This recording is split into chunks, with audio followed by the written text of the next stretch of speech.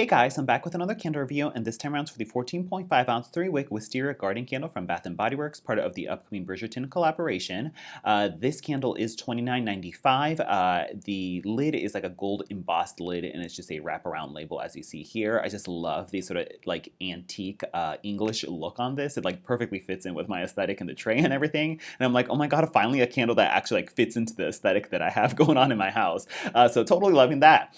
So the notes on this read sweet rosewood, English rain, and lemon petals. And so I had originally talked about this when I had first sniffed just the hand soap out of the bottle, and I wasn't really getting much, and I just wasn't a huge fan of it. I'm happy to say that the candle does smell quite nicer and more traditionally wisteria as I've smelled it before, so I'm happy about that. But the notes on this is just completely whack, because like sweet rosewood, like rosewood, if you look it up, is supposed to be just like hard wood, and then it has English rain and lemon petals in here, and like what are lemon petals? Like petals that are infused with lemon, and like is it a lemon flower? It's just totally weird. I don't understand why this is a Wisteria Garden fragrance and there aren't notes of like wisteria or like florals or like, you know, a greenery note. It's kind of weird. But in any case, I would just like totally ignore those notes. They just are so ambiguous and just don't really like point you to what this fragrance totally smells like. But it does indeed have that sort of traditional wisteria fragrance. And if you've smelled wisteria before or in-home fragrance, it tends to have almost like this, I want to say like a purple fragrance to it, where it has like this very sweet grapey berry quality to it. Think of like Amethyst Dreams is also another one of those like purple floral fragrances. I would say Amethyst Dreams is actually more powdery and floral than this is, whereas Wisteria Garden is a little bit more fresh and dewy, mixed with that sort of grapey berry floral fragrance. So it does smell kind of like how wisteria is usually represented. If you smell the wisteria vine fragrance from Homeworks, it is quite similar to that. I think that one's still a little bit better and just a little bit more robust than this version is, but it does kind of smell like what wisteria normally smells like, which once again is that sort of like grapey berry sweetness mixed with like a little bit of like a floral backing to it. And then it's mixed with, this candle is mixed with a little bit of like this sort of like dewy greenness that's kind of reminiscent of your usual sort of spring florals.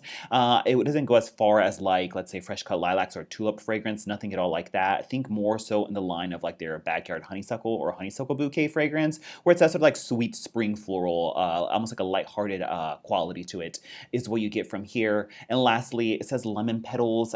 There is a little bit of like just a bright citrus, but once again, I wouldn't put too much emphasis on that. It's nothing like sugar lemon zest or lemon drops or limoncello shoved in here. Nothing at all like that. It's just like a supporting background, a little bit of just a brightness to the fragrance, mixed with that sort of traditional wisteria fragrance and that sort of dewy floral that you get in here.